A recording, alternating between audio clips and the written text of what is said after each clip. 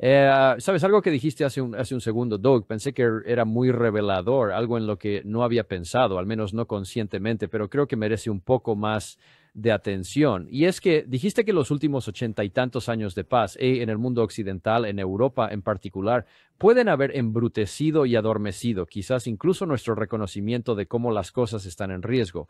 Ahora yo sé, yo sé que desde el momento en que nos preparábamos para luchar en la tormenta del desierto, y una de las cosas que nos enseñaste antes de ir fue sobre las batallas de Gazala de la Segunda Guerra Mundial, porque dijiste, esta fue la última vez que hubo grandes operaciones ofensivas en el desierto con vehículos blindados, etcétera. Así que estudiamos mucho eso.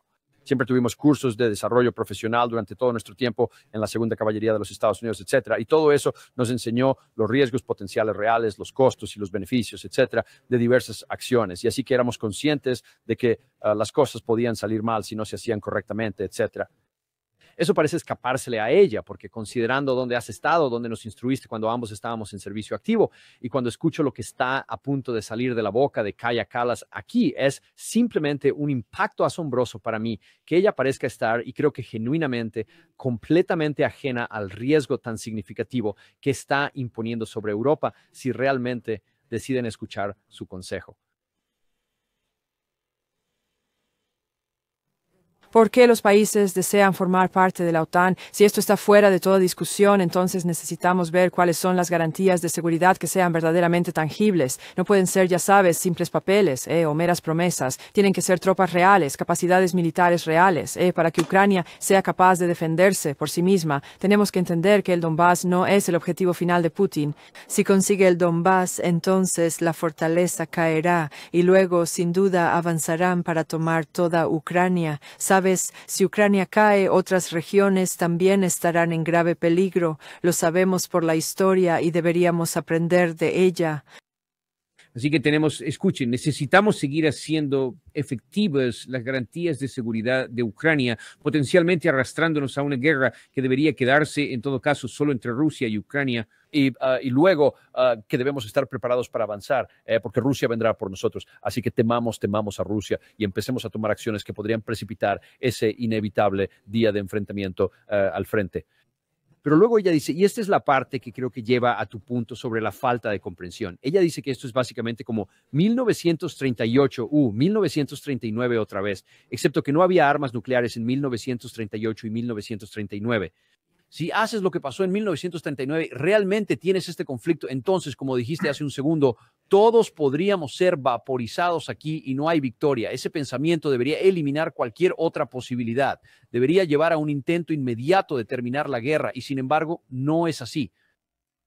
Bueno, parece que seguimos anclados en el pasado con la experiencia soviética y la figura de Stalin. Pero Putin no es Stalin.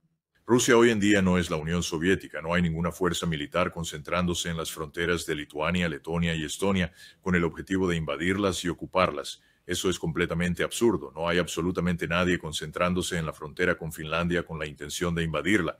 Estas personas están intentando convencer a sus poblaciones de la existencia de una amenaza que en realidad no existe. Ese es un punto muy importante. Una de las lecciones más importantes del siglo XX y sin duda también del XIX es que los rusos la han aprendido. Creo que nosotros, hasta cierto punto, a veces creo que también la hemos aprendido. Todo este asunto del imperialismo territorial es un completo fracaso. Es un verdadero desastre económico. Se convierte en una pesada carga, no en un activo. Si se analiza la posición de Cuba en el Imperio Soviético, cuando la Unión Soviética era fuerte en los 80, era un terrible pozo sin fondo para sus recursos. Hay una situación similar en el llamado Pacto de Varsovia al final de la vida de la Unión Soviética. Los soviéticos estaban gastando más recursos en esos lugares de lo que obtenían de ellos. Desafortunadamente para esta señora Kalas o señora Callas, ella no parece comprender que los rusos no tienen ningún interés en ocupar su país ni el de ningún otro en la región. Pero si ella continúa insistiendo en que Rusia es una amenaza, si invita a potencias militares extranjeras a entrar en su territorio con el único propósito de amenazar potencialmente a Rusia, entonces sí, pondrá a su propio país en un grave riesgo. Y esta es la razón por la cual la neutralidad siempre fue una solución mucho más adecuada para Lituania, Letonia, Estonia, probablemente Polonia, y ciertamente la República Checa o Eslovaquia, siguiendo el modelo austriaco. No había ninguna necesidad de arrastrar a estas personas a una alianza militar cuyo único y principal imperativo estratégico siempre ha sido y sigue siendo luchar contra Rusia. Y esto tiene que desaparecer de una vez por todas. Las pequeñas potencias con sus propios intereses y sus propias agendas están intentando que sus intereses y sus agendas se conviertan en los nuestros. Nosotros no tenemos absolutamente ningún interés en ir a la guerra con Rusia. Creo que eso debería quedar muy claro. Me gustaría que el presidente de los Estados Unidos simplemente lo dijera. Los Estados Unidos y el pueblo estadounidense no tienen ningún interés en entrar en guerra con Rusia. Siguiente pregunta. Ahora bien, si adoptas esa postura en Washington, de repente todo lo que dice Callas se desmorona, porque lo que ella te está diciendo directamente es: nos unimos a la OTAN supuestamente para protegernos de Rusia. Bueno, y si Rusia no es una amenaza, entonces no hay una razón real para que estés en una alianza llamada OTAN. La OTAN, al fin y al cabo, al menos en teoría, no está destinada a defenderse de nadie en concreto a estas alturas. Así que, por esta razón, muchos de nosotros, y tú estabas allí en aquel entonces, pensábamos que la alianza de la OTAN debería simplemente desaparecer porque no tenía ningún enemigo real. Bueno, la mantuvimos y luego empezamos a fabricar y a cultivar un enemigo. Ahora tenemos un enemigo, al menos en teoría, en Rusia. Los rusos no quieren ser un enemigo. Pero cada vez más se están volviendo más fuertes y adquiriendo más poder y son perfectamente capaces de conquistar todo el territorio rápidamente si así lo desean. No quieren hacerlo. Quiero decir, si tuvieras que elegir un momento en la historia de Europa del Este, si estuvieras siendo liderado por Alejandro Magno o alguien por el estilo, tienes una fuerza justo en tu puerta ahora mismo que podría aplastarte. Si eres un país débil de Europa del Este, necesitas despertar y asumir esa realidad. Nadie quiere dirigirse a estas naciones pequeñas y decirles: tienen que llevarse bien con su vecino. Así es. No vengas a quejarte con nosotros, llévate bien con ellos. El ejemplo más famoso fue en la década de 1870. Era no específicamente Lituania, Estonia, sino lo que los alemanes llamaban Curlandia, que era la zona que hoy conocemos como Lituania, Letonia, Estonia. Y esa zona en particular había caído bajo control ruso después del Tratado de Narva en 1720. Y la gente no quería a los rusos, todos eran protestantes o católicos romanos, hablaban un idioma diferente, querían deshacerse de los rusos que eran cristianos ortodoxos. Y finalmente, en la década de 1870, parecía que podría haber una rebelión generalizada y recurrieron a Bismarck y le dijeron: queremos su ayuda. Libéranos del zar. Y claro, él dijo: han perdido la cabeza, ¿saben? No vamos a hacer eso. Así que tienen que llevarse bien con el zar. El zar no es tan malo como ustedes afirman. El zar en realidad se está portando bastante bien con ustedes. El zar simplemente les cobra los impuestos. El zar no está intentando convertirlos en rusos, etcétera, etcétera, etcétera. Hubo una reunión en 1879, después de todo esto, entre el Kaiser alemán y el zar de Rusia, y se abrazaron y ambos dijeron: miren, esta gente está completamente loca, no vamos a ir a la guerra por esto. Esto no es de nuestro interés y tampoco es de su interés. Pues aquí nos encontramos de nuevo. Estamos enfrentando los mismos disparates de la misma región para la misma gente. Son encantadores. La verdad es que me agradan, pero esto ya es una locura. No queremos tener nada que ver con esto. Y este es el problema cuando intentas reutilizar una alianza que fue creada en los años 50 con un propósito y ese propósito ha desaparecido. Y luego intentas darle un nuevo propósito reforzando. En tú esperas esta, amenaza de tipo soviético en Rusia, que no existe. Es contraproducente, es estúpido, tiene que terminar. Pero para que esto termine, se necesita que el presidente de los Estados Unidos declare públicamente lo siguiente: no tenemos ningún interés en una guerra con Rusia y punto, ni ahora ni en ningún momento. Y si eso es algo que ustedes desean perseguir, deberán hacerlo sin nuestra participación. Nosotros no participaremos. Eso pondrá fin a toda esta porquería. Acabará con el conflicto de Ucrania. Ese fue el punto que intenté plantear cuando el presidente Trump finalmente asumió la presidencia. Y dice que él, mientras se postulaba para el cargo, se pusiera de pie y dejara claro: no queremos parte de esto, no vamos a luchar contra Rusia. Y cayó en manos de los sospechosos habituales que intentaban decirle: oh, no, nosotros... Eso sería humillante, no podemos hacer eso, pareceríamos débiles. Y todo esto, todas las ideas estúpidas que se te puedan ocurrir. No tenemos ningún interés en una guerra con Rusia. Ufes Racalus, le deseamos todo lo mejor, pero cállese y váyase. Es decir, a eso es a lo que se reduce la situación. Y Zelensky, la idea de que este pequeño insignificante esté corriendo por toda Europa tratando de incitar una guerra con Rusia es aún más inquietante. Los europeos deberían tener más cerebro, deberían echarlo de una vez. Ahora vivimos en un mundo muy diferente, y no es solamente por la existencia de las armas nucleares. La guerra ya no es necesaria. Eso es lo que la gente necesita entender. Hemos llegado a un punto en la historia de nuestra civilización en el que sencillamente ya no es una herramienta útil para alcanzar tus metas. Lo que realmente necesitamos es estabilidad que genere prosperidad. No puedes tener prosperidad sin estabilidad y hemos destruido la estabilidad y como resultado la prosperidad en Europa y aquí en Estados Unidos está siendo destruida. Entonces, ¿cuál es la solución? Restablecer la estabilidad. ¿Cómo se consigue eso? Se pone fin al conflicto que no tiene por qué existir. Y no nos importa en lo más mínimo, absolutamente nada, quién gobierne el Donbass. Olvídate de eso. Es que sencillamente no tiene relevancia para nosotros. No, la verdad es que no. Y escucha, yo en los últimos minutos que nos quedan aquí, sé que tu tiempo es un poco limitado. Hoy quiero mostrarte un par de fragmentos de audio, uno tras otro, del Reino Unido. Así que una cosa es, si es Katie Callus, en cuanto a la perspectiva europea, parece que ya sea Keir Starmer o algunos de sus altos funcionarios y oficiales en su gobierno, que realmente quieren redoblar sus esfuerzos en representar una amenaza y sentar las bases para donde y preparando a su población, como están a punto de ver, para una posible guerra con Rusia y que esta es realmente necesaria. Así que primero veremos al nuevo director del MI6 del Reino Unido y justo después a uno de los miembros militares de alto rango del Reino Unido, el mariscal del aire Knighton. Observen a estos dos.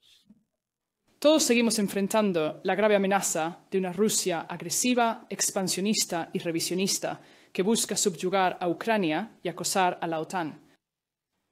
Me parece absolutamente desgarrador que cientos de miles de personas hayan muerto y que el número de víctimas siga aumentando cada día. Todo esto a causa de las distorsiones históricas de Putin y su viciado y retorcido deseo de ser respetado. Él está alargando las negociaciones y trasladando el enorme costo de esta guerra a su propia población. Pero que a Putin no le quede la más mínima duda, nuestro respaldo es firme y duradero. La presión que estamos ejerciendo en nombre de Ucrania se mantendrá de forma constante, porque es fundamental, no solo para la soberanía y la seguridad europeas, sino también para la estabilidad global. Y sé que no es necesario recordarle a esta audiencia que si bien el precio de la paz podría estar aumentando, el costo de una disuasión robusta sigue siendo muchísimo menor que el costo de la guerra. Hijos e hijas, colegas, veteranos, todos y cada uno de ellos tendrán un papel fundamental que desempeñar para construir, para servir y, si es absolutamente necesario, para luchar. Y más familias sabrán lo que significa el sacrificio por nuestra nación. ¿Sabes, Doug? Para ponerlo en su debido contexto, en primer lugar, se dio a conocer información de que el Reino Unido tendría mucha suerte si se viera envuelto en una guerra convencional, si pudiera resistir unas pocas semanas a su ritmo actual. Su tamaño es tan reducido ahora como lo era durante las guerras napoleónicas. De hecho, incluso antes de esa época, me refiero a los años 1800 y pico. Y este es el contexto en el que surgen estas declaraciones tan descaradas, tan frontales, que sugieren que de alguna manera Vladimir Putin va a sentir temor por el Reino Unido. ¿Qué piensas de todo esto? Es peor que un simple delirio, es peligrosamente delirante. Mira, Gran Bretaña en particular sufre de una serie de dolencias ahora mismo, pero siempre ha sido una isla y sigue siendo una isla. El almirante Jackie Fisher, una figura sumamente reconocida en la historia de la Marina Real Británica, se cansó muchísimo en los años previos a la Primera Guerra Mundial de que la gente hablara del gran peligro que los alemanes representaban para Gran Bretaña. Por supuesto, no había tal peligro y negó con la cabeza y finalmente, con gran disgusto, les dijo a los políticos y a cualquiera que quisiera escuchar, nadie va a invadir Gran Bretaña. Los alemanes no pueden hacerlo de ninguna manera porque tenemos una organización que se llama la Marina Real. Es la armada más grande y la más poderosa del mundo. Los alemanes no tienen ningún interés en ir a la guerra con nosotros y no van a intentar invadir Gran Bretaña. Así que cállate y vete. Pues Gran Bretaña fue a la guerra de todos modos en 1914 cuando no era absolutamente necesario hacerlo. Hubiera sido mucho más sabio para los británicos mantenerse al margen. Fue otra guerra regional europea por asuntos que no tenían ninguna consecuencia para Gran Bretaña. De hecho, los británicos estaban en un estado de realmente casi euforia en lo que respecta al comercio con Alemania. Cuando estalló la guerra, los necios de Londres finalmente se dieron cuenta de que eran completamente dependientes de la óptica alemana, junto con una gran cantidad de otras tecnologías y metalurgias para la efectividad de la Marina Real. Esto es simplemente estúpido. No hay ninguna amenaza que justifique esta retórica. Y a estas personas se les descubrirá eventualmente. Este mariscal del aire va a tener mucho por lo que responder, porque está allí uniformado y tiene la obligación de decir la verdad. Y la verdad es que Gran Bretaña no está en posición de enfrentarse a nadie, y menos a Rusia, y no tiene ninguna razón real para hacerlo. Así que los británicos se están condenando a perder otro millón de hombres, como lo hicieron durante la Primera Guerra Mundial, por absolutamente nada, lo cual es simple y llanamente más allá de la estupidez. Pero, ¿qué se supone que uno debe hacer? Y esta pobre mujer, que está obviamente muy afectada emocionalmente, o al menos nos da una muy buena actuación, parece creer firmemente que los rusos están listos para invadir en cualquier momento. Repito, eso simplemente no va a suceder. No existe ningún tipo de interés real en ello, y ellos también poseen armas nucleares, y esas armas nucleares son más que suficientes para disuadir a cualquiera de atacar a Gran Bretaña.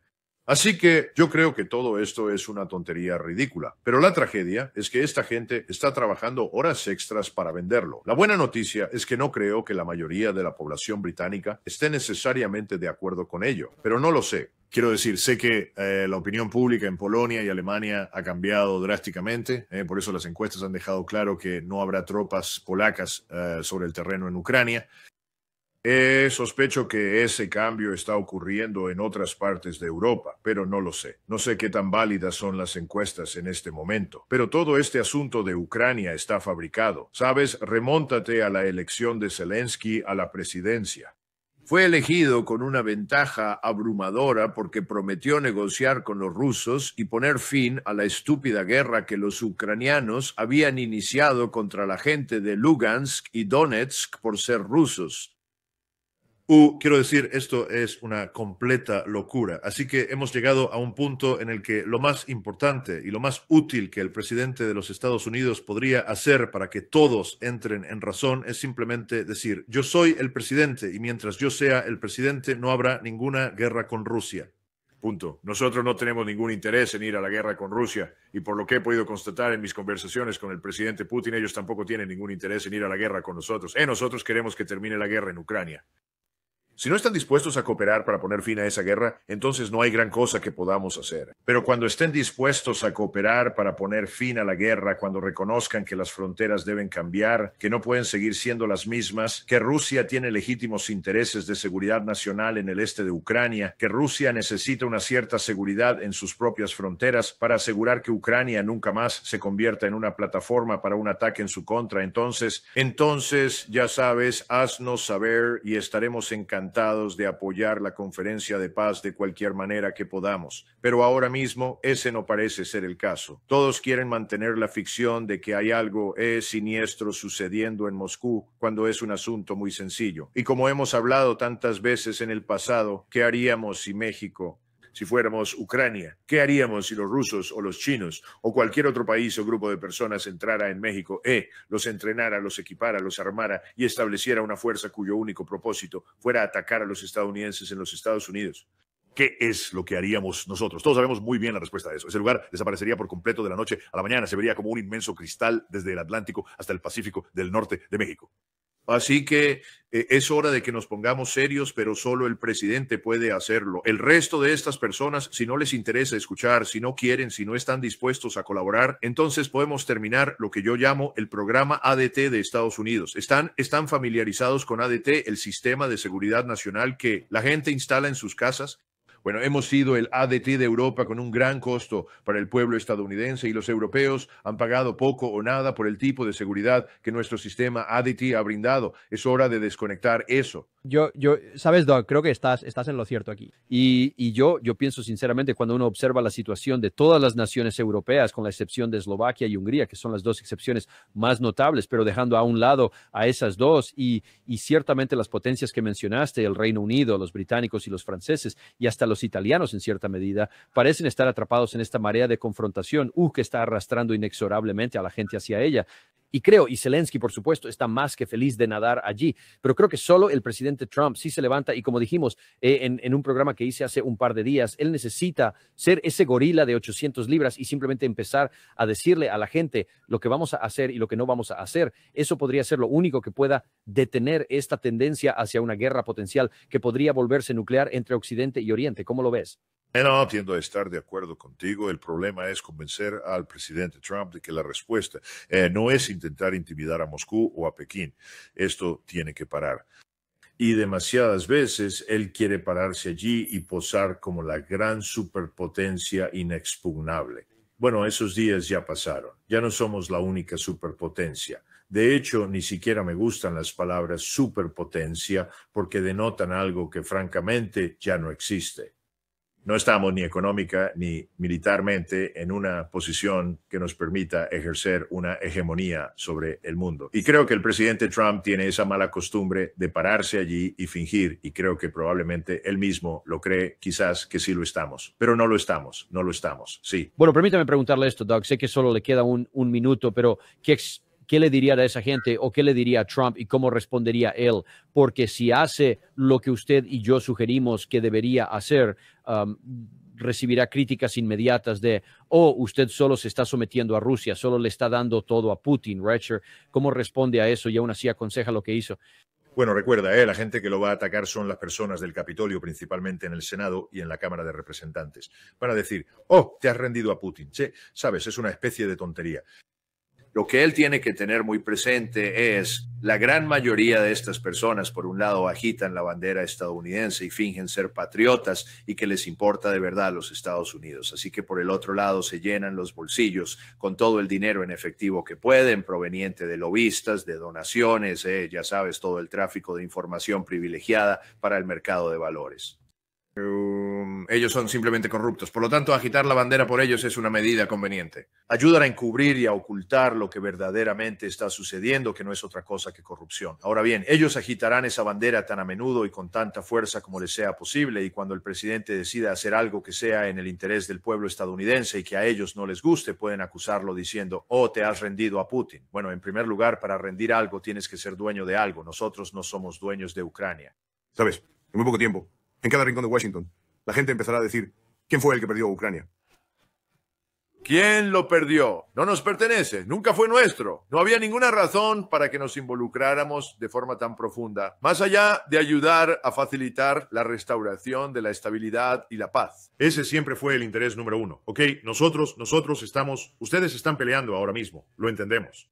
Entendemos sus intereses, entendemos lo que está en juego aquí. Los ciudadanos rusos sobre el terreno en Lugansk y Donetsk y en otras partes de Ucrania están siendo tratados como ciudadanos de segunda y tercera clase, no tienen igualdad ante la ley, están siendo castigados por hablar su idioma. La iglesia a la que quieren ir tiene que ser cerrada porque no representa lo que ellos creen que es el interés ucraniano.